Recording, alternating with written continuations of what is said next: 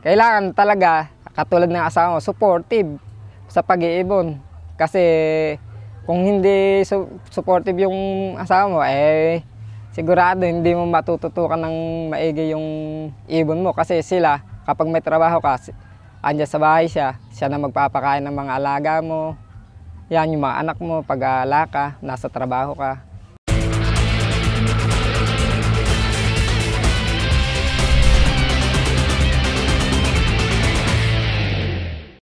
Ako si Wilson Paragison, ang tinatawag na Wilson Emil Lop ng Cabiao, Nueva Ecija. Kami rin yung grupo ng tropang humble dito sa Cabiao, Nueva Ecija.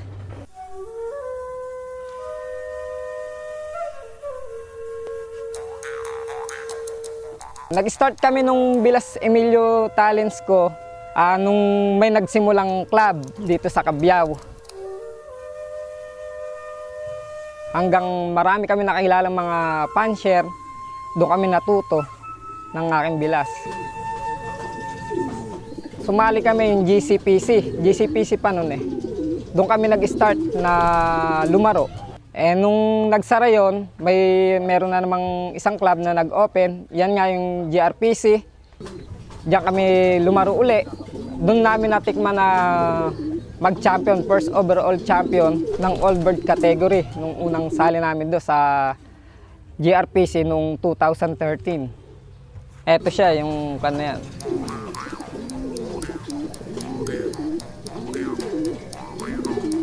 Hindi pa namin ganong yung mga line. Minsan meron kaming naging kaibigan na puncher na tiga Pork Pampanga na si Ramil Canlapan. Doon kami nakakuha ng mga linyada. Tsaka siya na rin mismo ang naging mentor namin sa mga preparation sa mga ibon namin. Kaya nung malaking thankful sa amin yon, dahil nga nakakuha kami ng karangalan sa GRPC noon. Doon kami nag-start.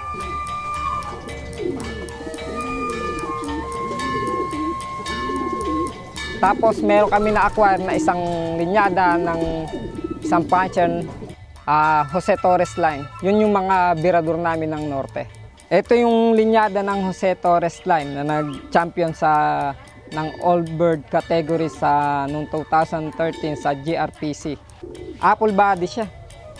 Medyo katandaan na siya kaya breeder na lang siya. Ang linyadang pinatitira ko ito, Norte. Sa Norte siya talaga subok na subok. Ang linyada na to, Jose Torres line. Mayroon na kasing pang south at saka pang northing linyada. Ang pang norte namin ginagamit kadalasan yung Jose Torres kasi kahit mga apo niyan tumitira talaga siya sa norte. Hindi lumalayo to sa top 10 nung nilaro namin sa GRPC. Nagwa 1,000, di siya bumababa ng 900, 800. Basta ang kanya 1K pataas ang speed neto, ibon na to.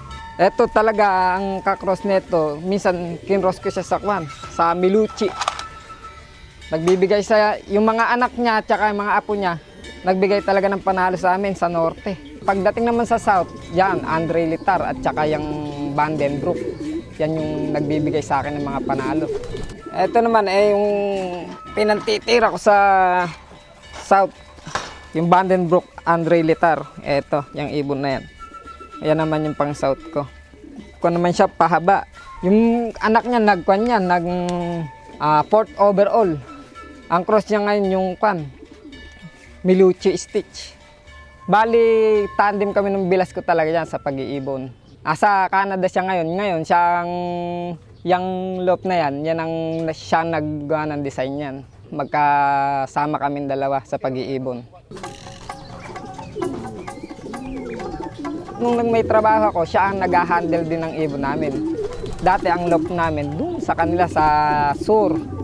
Nung nagtagal, naghinto kami 2013.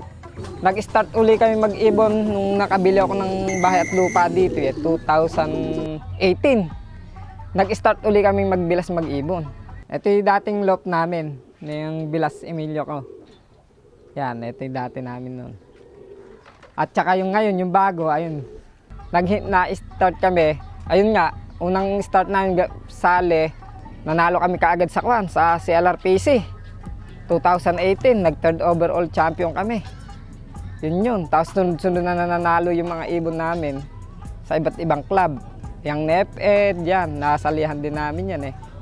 Yun, doon kami nag-start, kaya tuwan-tuwa kami hanggang ngayon, magkatandem pa rin kami ng Velasco na yun.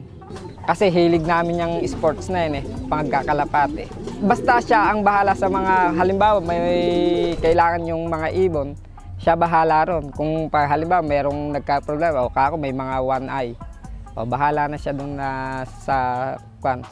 Siya ang susuporta sa may sakit na yun.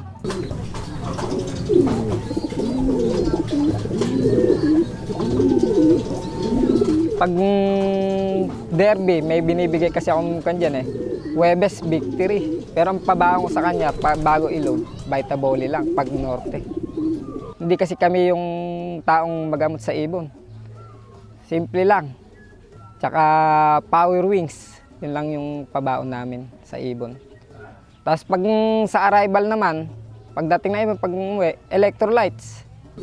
Okay na yun, electrolytes. Tapos subuan mo ng isang victory, okay na yun.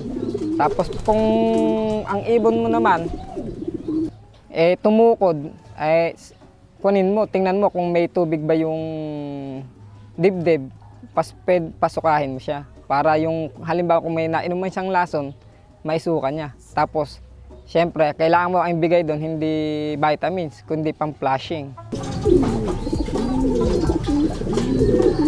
Road training, yan ang pinaka-importante sa lahat. Kasi dyan tumitibay yung resistensya ng ibon. Athlete yan eh, di ba? Pag ang athlete, hindi mo tin-training, baliwala din kahit na anong linyada pa yan, kahit anak pa ng champion yan. Baliwala din.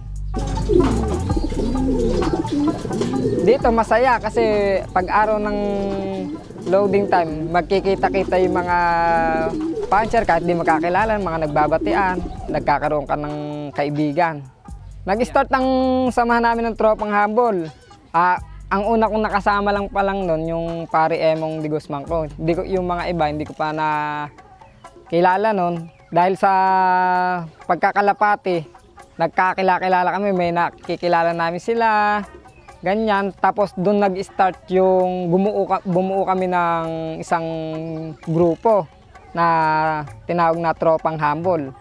Doon na nabuo yun. Tapos dumami kami ng dumami dahil sa pakikaibigan.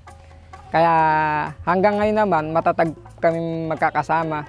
Baka umaga hanggang hapon, puro kwentuhan namin kalapati pag magkakasama kami. Ito ang bagong flyer slope namin. Ang mga gumawa na ito, nagpapasalamat ako sa mga kumpare namin, si pare Edgar Basco, si pare Ronald Halili, Ambo, yun yung pangalan, palayo nun, at saka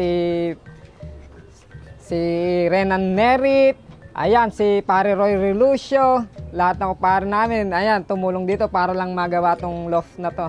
Ayan yung mga warrior namin ng Norte at South. Nagsama na nga, nabuksan ng kumpare ko, pumunta kanina. Ito, yung ginaya namin yung style ng kay Reggie Cruz, yung pasuka.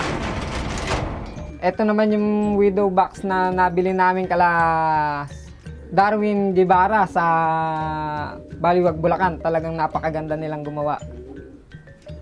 Doon namin siya nabili. Kaya yung magpapagawa dyan kay Darwin Guevara ng Baliwag, Bulacan, ayan po yung gawa nila. Solido talagang widow box.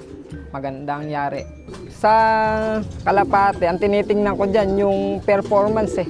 Hindi sa ganda ng ibon o yung masamata, sa pakpak. Ang kanyan yung performance, yung kung ang pamilya ba nun yung nananalo. Ganon. Doon ako bumibase sa isang ibon. Kaya ng kwan ko, kinukuhang ibon. Pag ang linyada nun, yung mga family, nagpapapanalo, yun ang binibili ko. Ayan, kailangan sa pagbibreeding pa lang dapat yung mga breeder mo healthy na agad para yung magiging anak nila magiging healthy rin. Kasi mahirap yung wala sa condition yung breeder kapag nag-breed ka, di malemya lang yung magiging warrior mo. Kailangan talaga healthy ang pagbibreed bago mo sila isalang. sa newbie, huwag kayong masyadong malikot sa gamot. Tapos, kailangan tsagain nyo.